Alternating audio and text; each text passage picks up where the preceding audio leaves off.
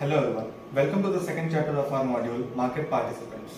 Here we will be discussing about various market participants involved in the stock market in India. For example, DIIs, FIIs, retailers, stock exchange, SEBI, depositories and more. Stock exchange. As explained in our first chapter, stock exchanges are a platform where buyers and sellers meet, negotiate, trade and transfer shares in exchange of money. There are various stock exchanges in India like Bombay Stock Exchange, National Stock Exchange, Delhi Stock Exchange, UB Stock Exchange, Kolkata Stock Exchange, Bangalore Stock Exchange. But there are only two major currently running exchanges in India. They are Bombay Stock Exchange and National Stock Exchange. Depositories. Just like banks store and issue rupee notes or coins, depositories store and issue shares or share certificates. In earlier days, share certificates were issued in physical form, but now more than 99% of all the shares of all the listed companies are issued in dematerialized forms, which are managed, stored or issued by major depositories of India like CDSL or NSDL. Brokers. As explained earlier, they are authorized and registered persons that are directly involved in trading, negotiating and transferring the shares on stock exchange on behalf of all the traders. Brokers, in order to expand their reach to larger audiences, they appoint or partner with other individuals known as sub-brokers. Sub-brokers are authorized persons or brokers that help retail traders to facilitate the trades in exchange of some sharing brokerage.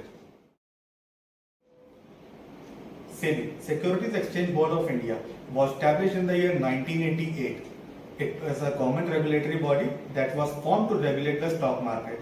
It was also formed to protect the interest of investors like retail traders, market intermediaries like brokers, sub-brokers, and issuers of securities like listed companies. FIIs, Foreign Institutional Investors. Any registered foreign institution that is involved in Indian stock market trading through various instruments in India are known as foreign institutional investors. They can range from foreign banks, foreign institutions, pension funds, government funds or corporate funds of foreign countries. TIIs, Domestic Institutional Investors. Any Indian registered institution that is involved in trading into stock market instruments through various ways in India are known as domestic institutional investors. Institutions have an edge over other retailers through a wide range of resources, manpower, funds and connections. Retailers, हम और आप जैसे लोग who are involved into stock market trading and investment. Irrespective of the fund size, retailers are those individuals who have limited resources in terms of manpower, infrastructure or connections. HNIs, high net worth individuals, are those that have a surplus amount of around 5 crore rupees for investment.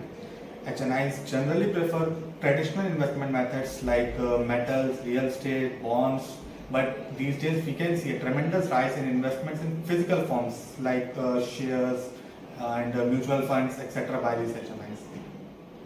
So चलें फिर मिलते हैं अपने next chapter में which is index.